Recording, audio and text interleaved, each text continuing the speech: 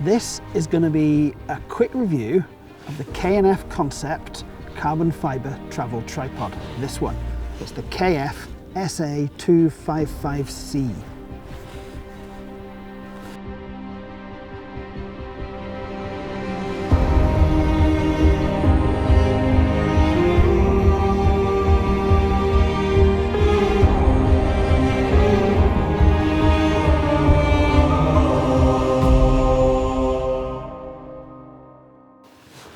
So, tripods. A lot of the time, I don't actually need a tripod for my photography and my videography because this is my wildlife lens. It's a 400mm f4.5 and it's really very light. It's very easy to hand hold. So the only times I'd want a tripod with this is if I was going to be sitting waiting for someone's shooting something over there. If I was going to be sitting waiting for animals in a hide, or I was working in really, really low light, or I knew I was going to be recording a lot of video, because it's less easy to handhold video smoothly. The tripod I've got, my main tripod, is this thing. It's a Gitso systematic tripod, because it means that you can actually take the head out of here and you can swap different functions in. For example, at one point I used to have this with a fluid gimbal, and that had a half bowl leveling base actually in the tripod, so that was really useful. About a year ago I decided that I didn't want to swap tripod heads around, and so I actually moved to having this, which is called a flex shooter head, and it's one head that does everything, but it's a compromise in everything that it does, is the best way to describe it.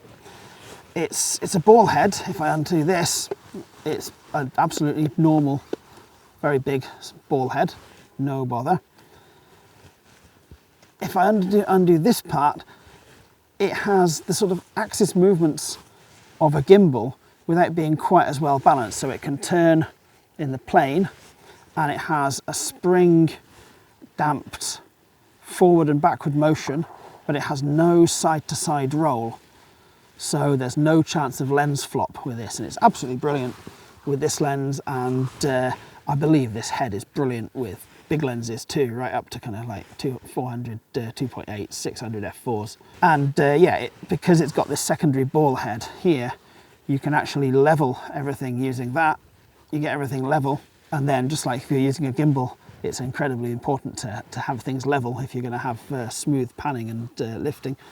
Then once that's leveled, this is actually really good for going round or then going forwards or backwards just along that axis.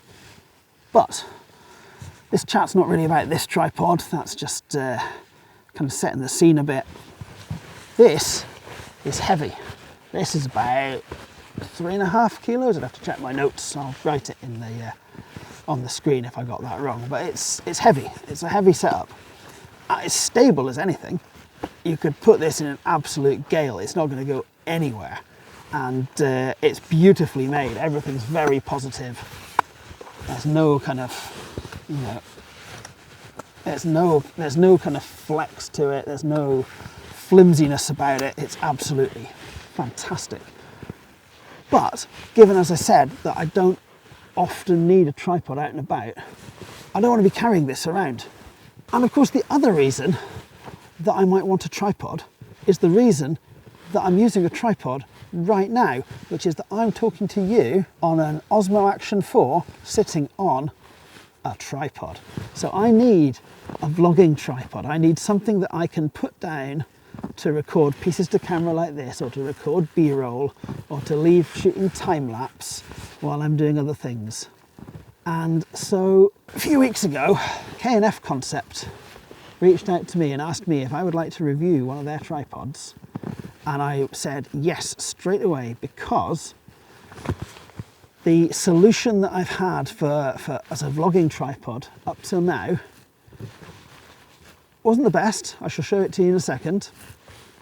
And I've been on the market for a lightweight travel tripod, and this one really caught my fancy because it's got a couple of extra features that I'm going to show you just now.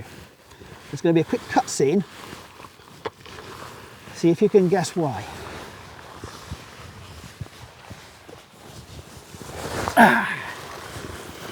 Right, okay. So now the vlogging camera is sitting on the big Gitzo tripod, and this has been my vlogging tripod for the last few years. It is made by Hahnel, and I got it for 10 quid in a charity shop in Glasgow. I happened to be walking past and I thought, that looks like something I could use. And yeah, it's very, very basic. I have retrofitted an Arca Swiss, a little Kirk Arca Swiss clamp onto the top. It's got a little ball head. It's got adjustable angle legs, so it can actually go very low to the ground if you want it to, which is pretty impressive. It's got 4-section legs, although they're pretty thin, they're aluminium, and it's got these kind of lever lock things which are nice and easy to use in the cold. And yeah, it's been overhauled many times and repaired many times. It is very basic in its design, but it does the job very well, and only weighs 1.1 kilograms, which is pretty light. So, you know, it's less. It's the third of the Gitzo tripod. So this has been perfect. But one thing that this can't do, this is really not stable enough to hold a sort of mirrorless camera and lenses for doing stills, for leaving out outside the hut, for example, or outside a tent for doing a long time lapse. I just don't think this is just not stable enough. It just doesn't have enough substance to it, and it's just, yeah, everything wobbles a little bit with this. It's great as a very simple vlogging tripod, but it can't quite do it for anything else. So enter the K&F Concept KF-SA255C1, and this tripod is 1.3 kilos, 1.35, and it is just a lot more sturdy in the feel of it. It's just, yeah, compared to this, it's a lot more sturdy. It's got these twist locks like the Gitzo, which are really nice. They are a bit more prone, in general, twist locks are a bit more prone to getting dirt and rubbish inside them. So we'll see how long it actually lasts. But these legs extend out, and these leg sections, even this smallest section, is way bigger than the smallest section on that Hahnel tripod. So yeah, straight out of the box, I could tell this is a far superior tripod to the Hahnel one. The feet are detachable, or he's got these rubber bits that are detachable, which makes me suspect that you would be able to put spiked feet or other kind of standard thread tripod feet in there if you wanted to. I don't know that for sure, but why else would you have them so easily removable? And yeah, as a tripod first, how does this do? Well, it does absolutely fine. It's got adjustable leg positions just like the Gitzo, although I do find these feel very loose and a bit sort of flimsy, but I'm sure that that's just because they're captive on a spring in there. I don't think they're actually loose. I think it's just that they have sort of freedom of movement so that they can just click in and out of their positions. They don't feel, you know, as positive as the Gitzo stuff, but then this is, I don't know what it retails for, 150 quid, something like that. The Gitzo, if you want to buy that new, is many times more. I mean, I didn't buy it new, I bought it second hand, and it was still many times more. But yeah, you definitely pay for sort of really high-end stability with big tripods. I wasn't expecting that from this. So, apart from just using this as a tripod, what were the features of this K&F Concept tripod that made me think it was worth a look? Well, the first one is that it's got a centre column. Now, I'm not a fan of centre columns, but there's one situation in which I think that they're really, really useful. And it's nothing to do with extending upwards, quite the reverse. What you can do with this centre column is you can remove it. You just undo this thing at the bottom, which just unscrews. I'll stick it over here in my bag. And now, when I undo this, I can actually take the centre column right out. And I can put it in again, upside down. Now the advantage here is I can now undersling a camera on here and I can get right low to the ground, which is fantastic for macro photography. Used that a number of times, getting really close to subjects on the ground like mushrooms and plants and things. It's a really good technique for being able to do that. Actually, you don't even have to remove the centre column to do it, because you could in fact just invert all the feet like this, like that. And sure, the feet aren't going to lock into any kind of position, but you can still set yourself up inverted there without having to have done anything, removing centre column and changing anything. And then you can still adjust it if you can move this enough. Maybe you can adjust it like that. There you go. Still adjust it like that. While we've got the centre column off, I'll show you the other thing that you can do with this tripod that's a little bit unusual, that involves the centre column. This leg is special. It's different to the other three in that you can remove it. It's just screwed on with a thread here. And you can screw it onto the section with the centre column, like that. And boom, I've got a monopod. And actually, I was talking about walking around and photographing handheld with this lightweight setup. A monopod's really good if you're in low light or you want to do more video, because you don't have to have a tripod. You're still essentially handheld, but you take a support with you everywhere. So you then put that on, set it up. You stick the camera on. So I find that's more than adequate for my needs, using this as a monopod for this camera, which is good because actually the ball head is not really up to a payload like this to actually use it. If I try and unlock that, it's very difficult to keep that balanced on there. But again, this is not the kind of camera setup that this tripod is aimed at carrying. As I say, locked off for using it as a monopod works really nicely. And in fact, last night I used it in exactly that way to take some nice low light images of this red deer hind, and I'll put a little bit of video on the screen right now.